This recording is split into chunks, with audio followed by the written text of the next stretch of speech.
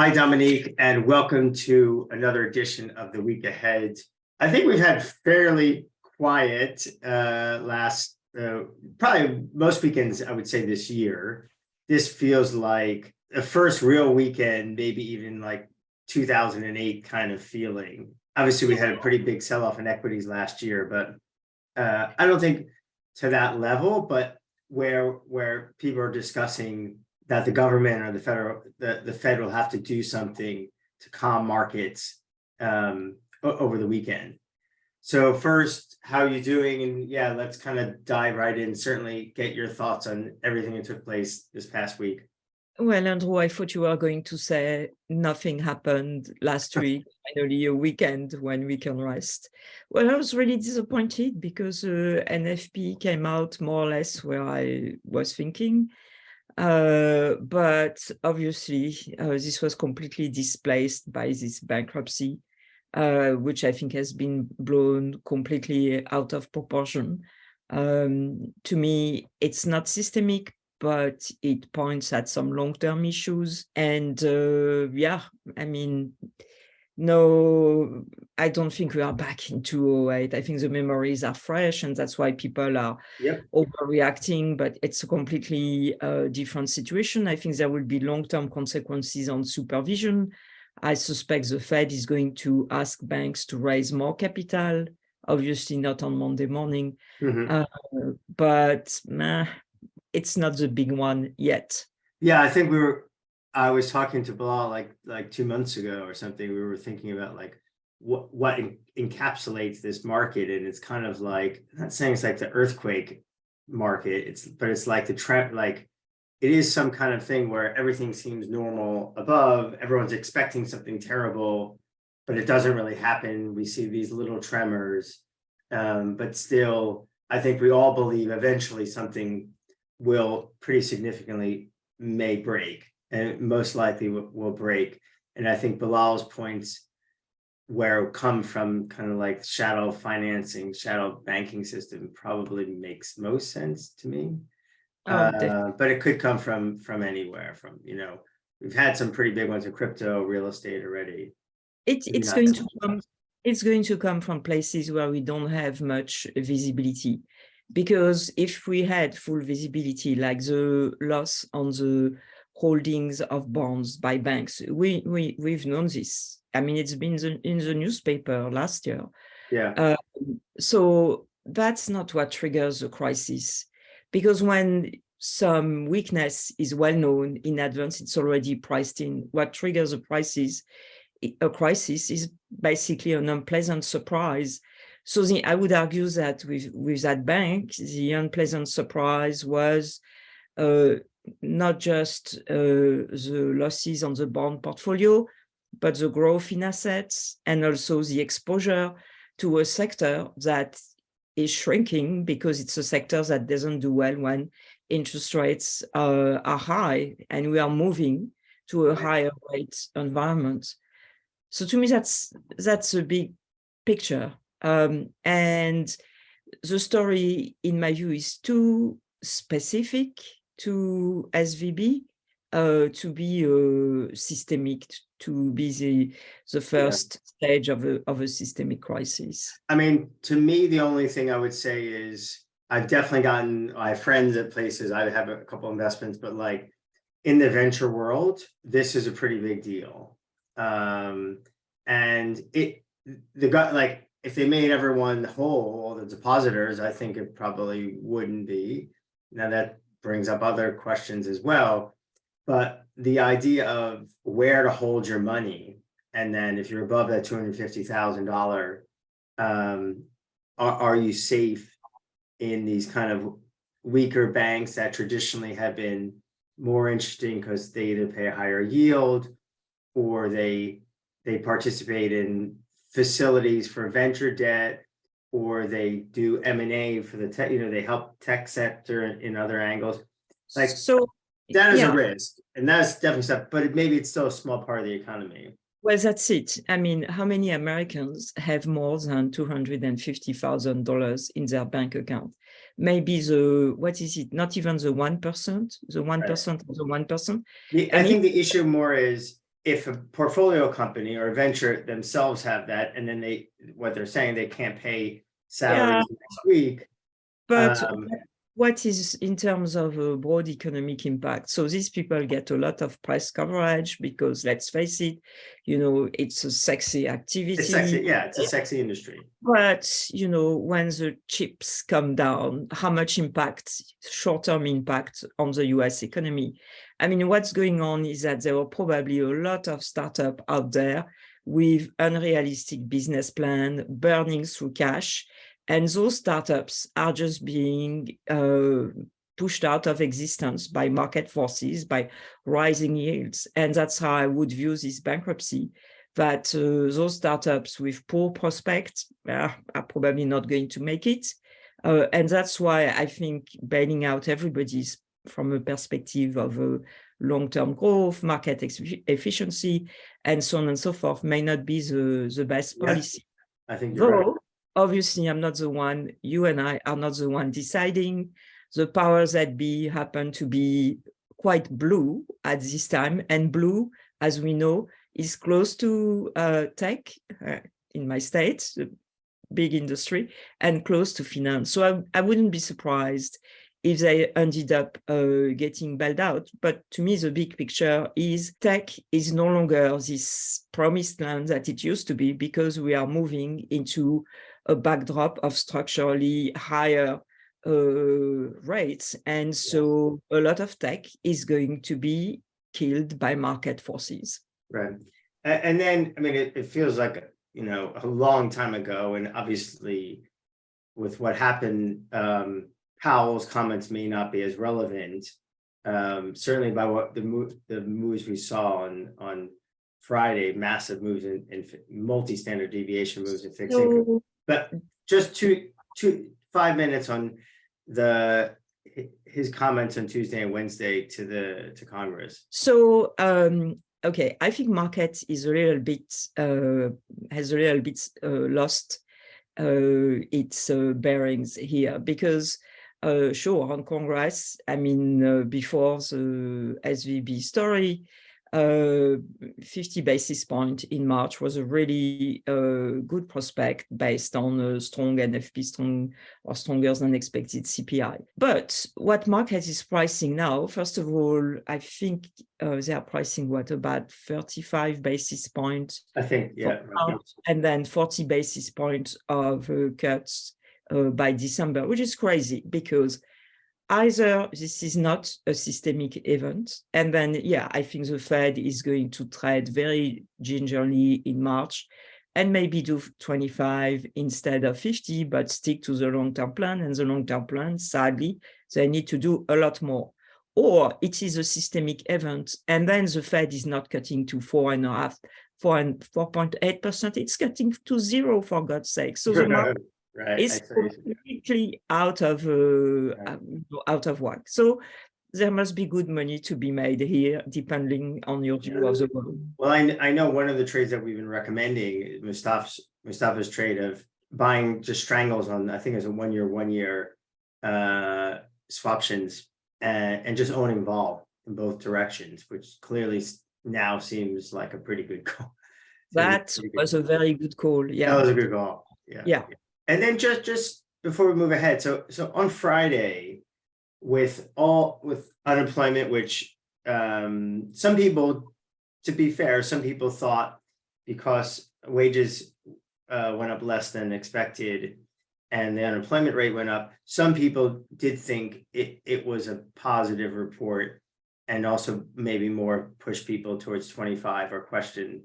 I know you don't completely have that view. The general moves in the curve, were you surprised how big they were?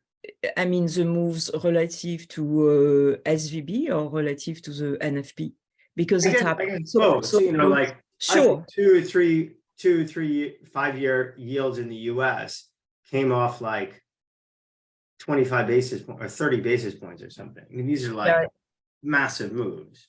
Sure, but it has to be put in the context of a treasury market that is illiquid and structurally dysfunctional. There is a great podcast that Bilal did a few weeks back with Yasha Levin, I think. Oh yeah, she's like one of the experts looking at the functioning of the U.S. Treasury market and liquidity. Yeah.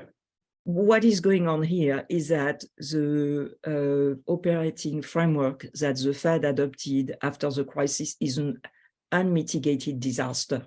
I do not know how long it will take to give it, whether we will have to go through another big crisis for people to realize, but I think it's directly responsible for the failure of SVB because basically QE is a buy high, sell low bond investment scheme. And then you have this regulatory tightening after the GFC that forced banks to hold gobs of bonds. I mean, you have to realize that 1/3 of banks' asset is reserves and treasuries. I mean, these are not banks. These are banks in the old Soviet Union, the sort of a ghost bank system, passively funding the governments. And so you have that. And this regime also destroyed the money markets, including the repo market, which is one of the key channels through which new treasury issuance is absorbed by the financial system. So if you look at the ratio of repos to marketable debt, it's collapsed, and it's a direct consequence of this insane operating framework. Okay, it's my rant for this weekend, no more. But I mean, we are going to see more unintended consequences. Yeah. I mean, I think that there were also talk of short-term players having large, bearish rate positions and basically getting stopped out. And that kind of fed relatively broken U.S. Treasury market. And you had this, unforeseen event, relatively unforeseen event with Silicon Valley Bank and all that together. And on the day, that's probably the number one or number two most important data point that people look at. All that together is probably what. So maybe those moves in yields are probably overdone. Oh, very much so. But also, our discussion tells me that a good trading strategy is when volatility falls to,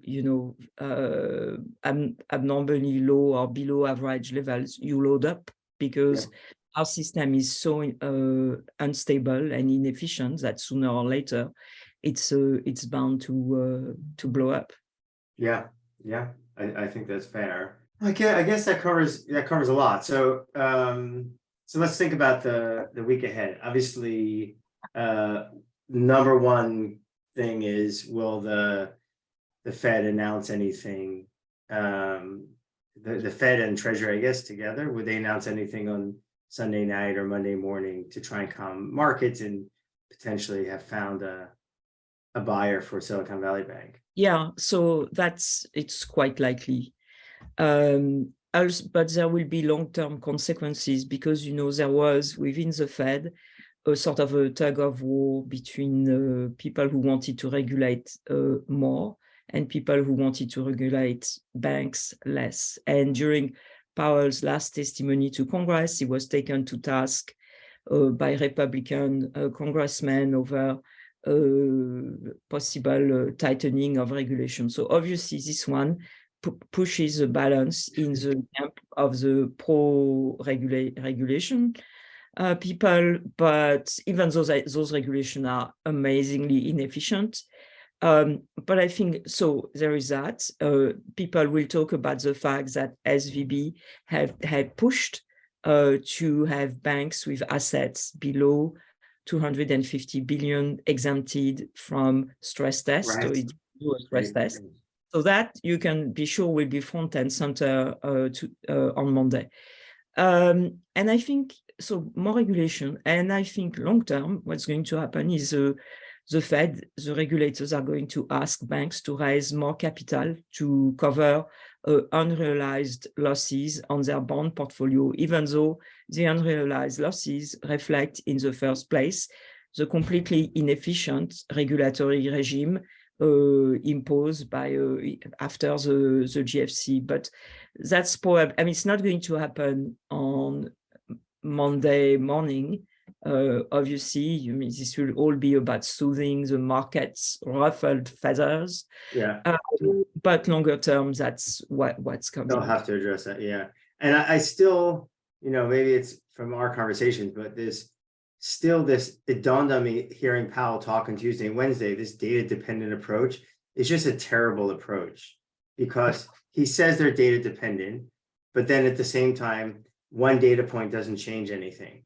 Why not just have a framework for the next 2 or 3 months? Because even if the numbers are soft, they're not cutting rates tomorrow. You know, we're cutting rates in the next meeting. So they're saying, we'll put it high and keep it. They should just have like this. And by the way, everyone saw inflation, including them, you know, like 15 months ago. They could have just said, we are now moving to this period. We will be raising rates. We will give as much clarity as we can, but we understand that we are in a different environment. We're not sure how far this needs to go. And instead of the market looking at every week, there's like 5 things the market can move off. And it's kind of a ridiculous thing, like, and probably does have some impact on the economy and businesses and stuff. But anyway, that it dawned on me. I've heard you say it in the past, but it really kind of made sense when I'm watching him, this data dependent idea. And obviously ECB, they're just going to do what the Fed does. So, and anyway, so outside of calming markets, which is obviously going to be the #1 thing. So the other big thing is CPI, right? So what's your view there, and how big and important do you think it will be? So, you know, the CPI, the consensus is 40 basis points month on month for core, and it's reasonable. To me, the more interesting question is what happened to used car prices. Because if you break down the CPI between Powell's 3 components, it's clear that all of the so-called disinflation came from the collapse or from the deflation in used car prices. And I think that deflation is going to end, if not next week, within the next couple of months. Yeah. I saw somebody who's like, they're a used car specialist guy on Twitter that are, you know, and who, you know, that's all he does is go through the data in used cars. And he's saying he's seeing a huge rebound in used car prices, and this may show up. And to your point, that would really spook the market.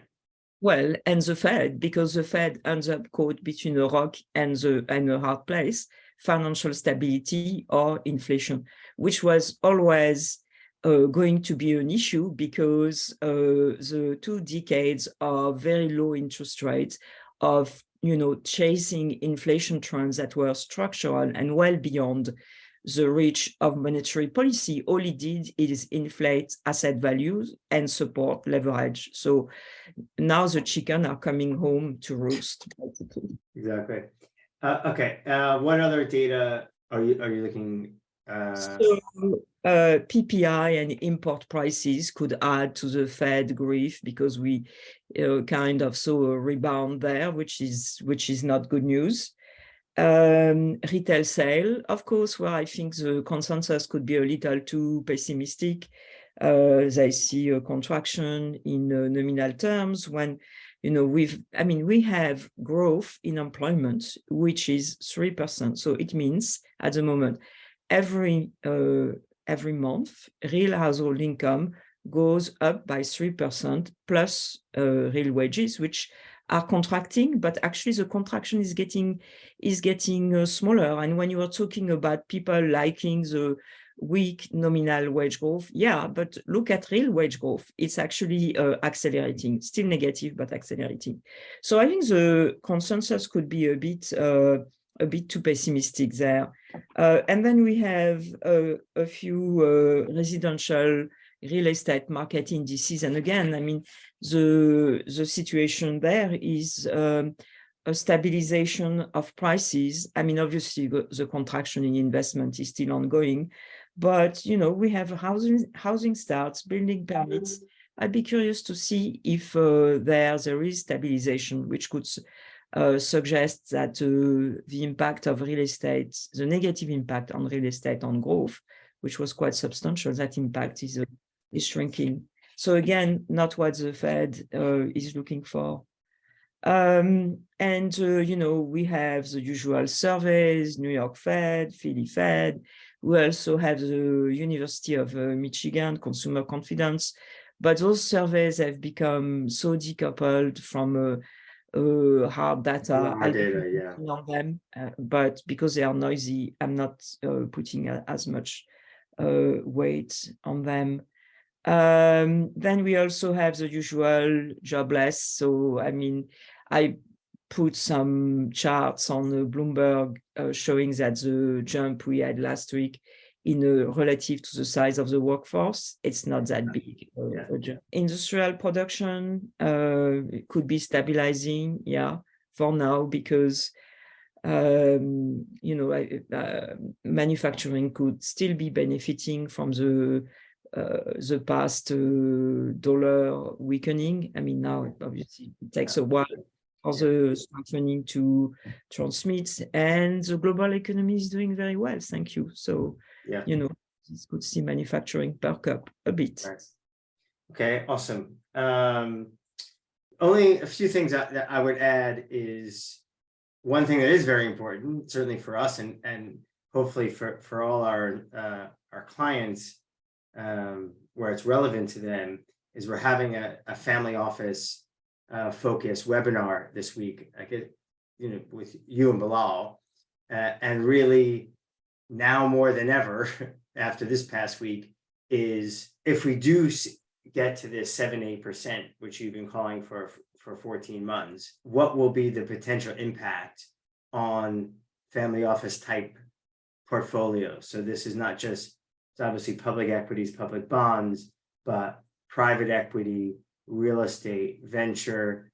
I mean, the market's kind of jumped a little bit of our thoughts playing out over this past week, but our view is, like, in many cases, we're going to see a lot more of these types of events, and people really need to listen to this webinar and understand how best to protect themselves and hedge themselves. There'll be ways to sign up either through email or through social media, but if people haven't gotten any access, you can email me, andrew.simon@macrohive.com, and I'll make sure you get added to this to the webinar, which should be super cool. I think feedback we've gotten, how much interest we've gotten has been amazing just in putting out the past couple of days. As we always, so it's going to be awesome. Quick one on a few pieces from the professional side, as another way, something Bilal's been talking about for the past couple of months, especially speeches he's given at MIT and Harvard on the topic, is the impact on the shadow finance markets or shadow funding markets, and how this crisis, Silicon Valley, could be a symbol of more of these types of things to come. And again, like we hopefully discuss on Wednesday, how people can best prepare for that. Henry had an interesting piece on the continuing further work on the PCA model for rates, where we're recommending butterfly trades in the US and Japanese and JGB markets. Also, the outline, I mean, I recommend listening to the podcast, but with the fact we had Niall Ferguson, the famous historian, on this past week, I was just listening to it today. Super interesting stuff. That's definitely worth a listen, and you can get the transcript from us as well. For Prime, a very cool piece by John Tierney on a lot of questions, and people had this question probably for the last 9 months. Why is credit, the high yield credit as an example, so tight considering everything else happening, especially in equities? So John kind of dives into what really could push credit spreads much wider. And again, we weren't anticipating obviously what happened on Thursday and Friday, but another very interesting and topical piece that's for kind of Prime and and light people, please look to access that as well. Dalvir on the big sell-off earlier in the week, and crypto, and where we see the indices and performance. So crypto bloodbath, and where we see this playing out. And then we now have Robin Wilkin, who I work with for a long time, great technical analysis. He's now put a piece in working with us, especially looking at kind of the levels and potential breakdowns that we see across markets. But I think this week, a lot of it was focused on crypto. That's it from my side. Thank clients and all the great feedback we've been getting, especially just a lot of the discussions we've had over the last with our professional clients, and the insights and the real partnership around ideas and advisory work, but also around all the machine learning and volatility products we're building. So that's been awesome. Dominique, any parting words? Good luck, everybody, and see you at the webinar. Awesome. Okay, cool. Bye. Have a nice weekend. Bye.